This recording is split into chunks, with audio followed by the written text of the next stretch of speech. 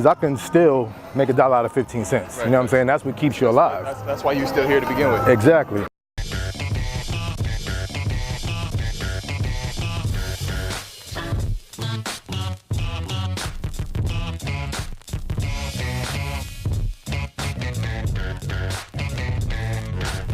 Atiba Newsome changed my life when I was an up-and-coming stylist. He gave me an opportunity. I got to work with Cassie, Laura London, all because of him. We did making of the band.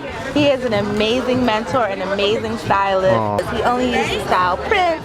So if you're styling Prince and now you come to my show and doing D'Angelo's show, you know you made it. So this is a Momante being with Atiba Newsome, world-renowned stylist. He is fashion royalty in the flesh, baby. Oh, Kalia. I have an intern now. She spends a lot of her own money, and I had to stop her from doing that. And I know she has a dream, and she's trying to, but I got to stop her now. I'm like, okay, I don't want you to go into your pocket buying clothes for these millionaires. You know what I'm saying? And I know she's doing it to show them that she can, you know, do whatever it takes. Totally, but that could backfire on her. You know, I've seen it backfire on a lot of young kids, and these kids they have a dream, you know, and that's why they're working for free. A lot of these kids are working for Instagram likes, you know, but they also still live at home. I'm spending 72 hours making a project just to see what happens.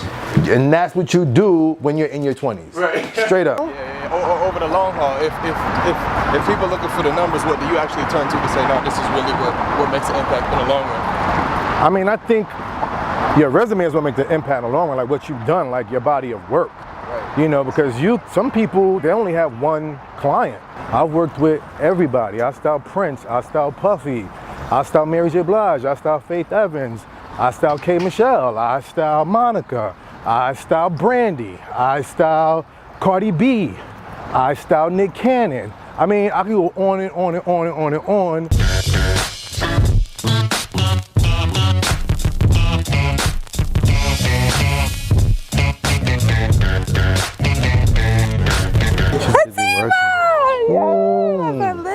Great job, Kalia. Thank you.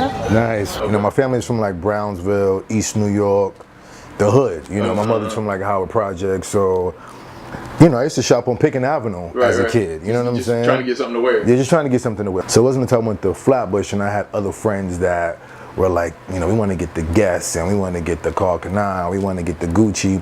Like we were 13, 14 years old with like gold teeth and Gucci sneakers, and that wasn't the norm. I was always into the industry. Like I would always watch videos, I would always watch, you know, like Showtime at the Apollo, shows like that. And I was always into what they were wearing. So I was always into fashion subconsciously. I feel like every day I'm starting over because now it's like the battle of the budgets. You know, like who's gonna come with the lowest budget? Like who can get all of this work done for $2,500 all in? Right. When my day rate is $1,500 a day. Right. You know, it takes 2 days to shop, 2 days to shoot, a day to return. Like, it's just.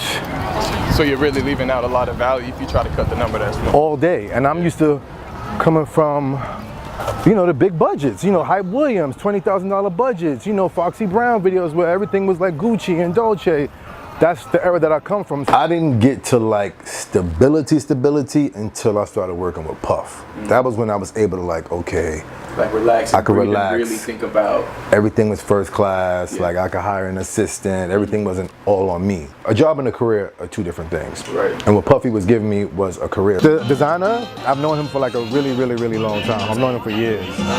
And I go to all his shows just out of support, out of love. You know, like you have to support your friends, you know? It's okay. Any way I can get a picture with you? Sure. Okay. Yeah. Want to do it right now? Yeah. Everybody was scared of Puff back then. You know, like intimidating, like very intimidating. Like he was real short presence, with you. If you're in his presence, you got to be doing something or you need to go. Right. So it was like, yo, what you wearing? And I'm like, oh, helmet Lang. Blah, blah, blah. Every time he would see me, he'd be like, what them sneakers? That's the only time he would talk to me. He never. I didn't even think he knew my name. One day, his assistant called me and was like, you know, Puff wants to work with you. He wants you to come to Milan. We're doing the Versace show. And he was like, I'm going to Spain. You know, we're doing the MTV Europe Awards. Like, you know, you coming? And still, I didn't say yes. I was like, oh, I'll call, you know, your assistant and we'll figure it out. And then she told me she was going too. She was like, oh, I'm going, I'm presenting. Come, don't worry. Right. I got it. If it wasn't for her telling me that she was going to make sure I was okay, I wouldn't have gone. Yeah. That's why fear is the enemy. You know, fear is always the enemy. Like, imagine if this woman hadn't been here, like I could probably be working in an office right now. You know what I'm saying?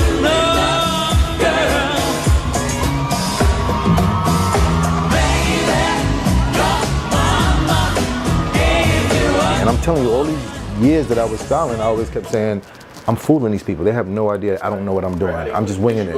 I didn't go to any kind of nothing. Everything I learned on the job. It was just, experience is the best teacher. My last question for you, man, I'm gonna let you go. It's simply, man, who is Atiba Newsome? Who am I? I'm so many different things, but if you want to put me in a box, I would say I'm a fashion stylist, creative director. I feel like in our life, like every year is like a chapter in your book.